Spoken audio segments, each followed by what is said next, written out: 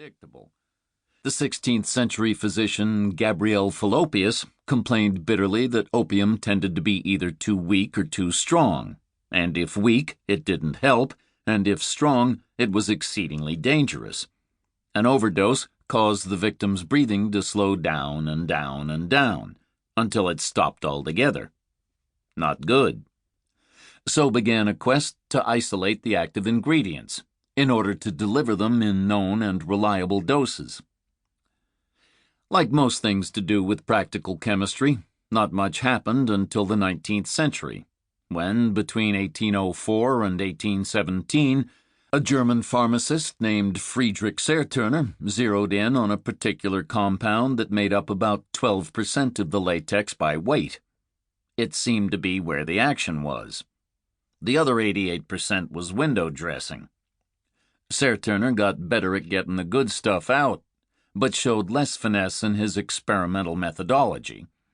His indiscriminate test doses nearly killed him and the 3 young boys he recruited to help. Restless and curious, and almost unhinged.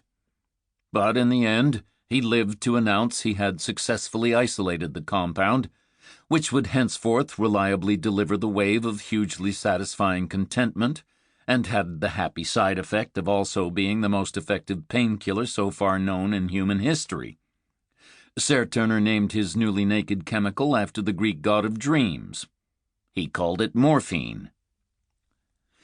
Morphine did well in the subsequent decades, especially after the invention of the hypodermic syringe as a delivery system.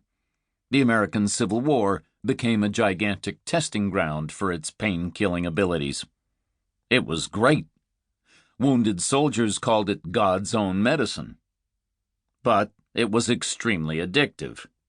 Opium itself had long been known to be addictive. A 16th century Venetian visitor observing far-gone Turkish users reported that without their fix, they quickly die.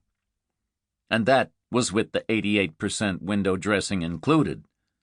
Morphine was the real thing, all the time.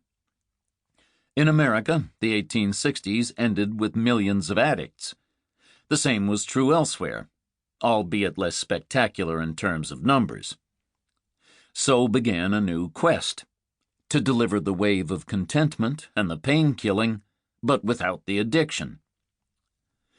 In true British style, the then-presumed solution was hit upon in 1874, perhaps by accident, by an English chemist named C.R. Alder Wright, who then quickly abandoned the project, perhaps as uninteresting. The same discovery was then made again, more than 20 years later, and independently, and perhaps also accidentally, by a German chemist named Felix Hoffmann. Hoffmann was trying to synthesize codeine, which is morphine's baby brother, a chemically similar but less potent and less addictive substance. Instead, his new discovery turned out to be twice as strong as morphine, twice as good at delivering the wave of contentment, and above all, not in the least little bit addictive. Or so Hoffmann claimed at the time. His product swept the world, delivering every bit of the longed-for feeling, deeply warm, hugely satisfying, unstoppable. Twice as fit for purpose as morphine, and way better than opium. It was put in cough syrup for children, and tinctures for anxious women. But the non-addictive part of the deal was a lie. Hoffmann's product was in fact horrifically addictive. Lives were ruined, people died, crime was rampant. But corporate fortunes were made. What did Hoffmann name his product?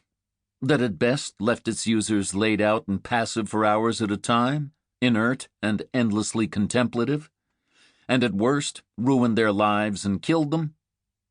He called it heroin, from the German for heroic. Why that word? The best linguist I know is my daughter Ruth. Her main enthusiasm is the deep structure of language, but she runs a lively sideline in English etymology, fascinated by the origins of words, their drifting meanings, and the way in which their choice and usage subtly influence.